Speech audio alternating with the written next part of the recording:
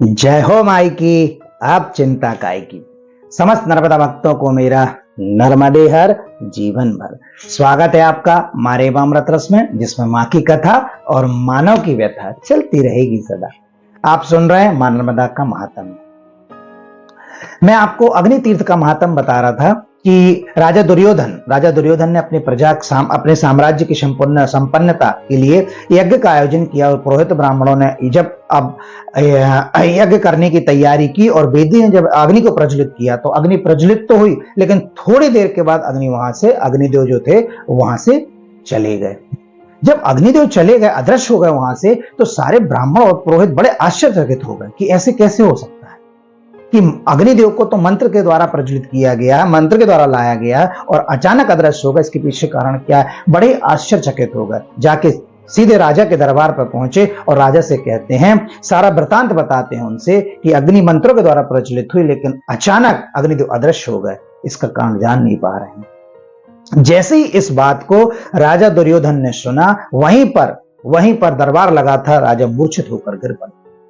ब्राह्मणों को जगाया, ब्राह्मणों को उठाया और कहा कि राजन, ये बहुत ही आश्चर्य की बात है और अग्नि कुंड से अग्नि के अदृश्य हो जाना ये शुभ संकेत नहीं है, इसके लिए आप कुछ उपाय करिए। तब राजा ब्राह्मणों पुरोहितों से पूछते हैं कि इसके पीछे कारण क्या है? क्या कारण है कि अग्निदेव अग्नि कुंड से अदृश्य हो गए? इसके पीछे क्या कारण है? तो मैंने अपने पूर्व वीडियो में आपको ये बात बताई हुई कि अग्नि कुंड में अग्नि प्रज्वलित ना होने या अदृश्य होने के 3 कारण होते हैं। मैंने आपको पूर्व वीडियो में बताया। तब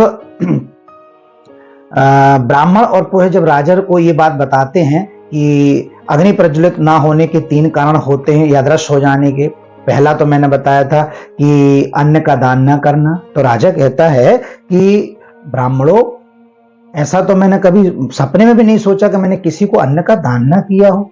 ऐसा तो संभव ही नहीं है, मैंने हमेशा अन्न का ही दान किया है। दूसरा, ब्राह्मणों का मंत्रहीन होना। तो ब्राह्मण पुरोहित कहते हैं कि राजन, हमारे मंत्रों में कोई भी कमी नहीं है, सारे मंत्रों को विधि विधान से किया गया है, तभी अग्नि प्रज्वलित हुई थी, लेकिन अदृश्य कैसे हुई? और तीसरा कारण कि जो यजमान है, जो यज्ञ करा रहे हैं, जो अनुष्ठान करा रहे हैं, वो थोड़ा सा कंजूसी से काम करें।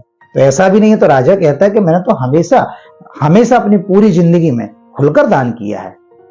तो बोले तीनों जब कारण ये जो आपको बताए जा रहे हैं, ब्राह्मण बोले जब ये 3 कारण हो सकते हो, तीनों नहीं है, तो अग्नि के अदृश्य होने का कारण क्या है?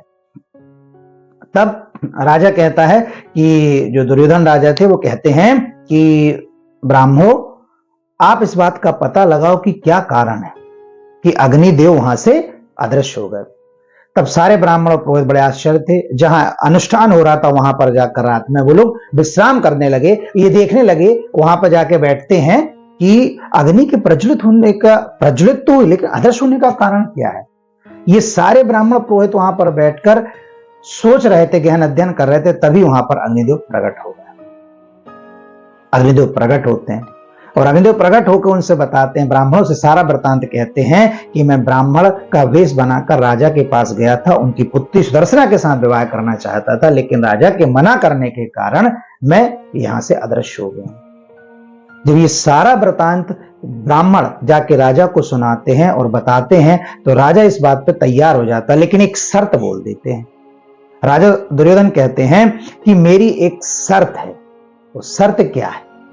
अब वो शर्त क्या थी, इस बात को जानने के लिए आप मेरा अगला वीडियो देखिए। उसमें अग्नि तीर्थ का संपूर्ण वृत्तांत संपूर्ण वृत्तांत आपको मिलेगा।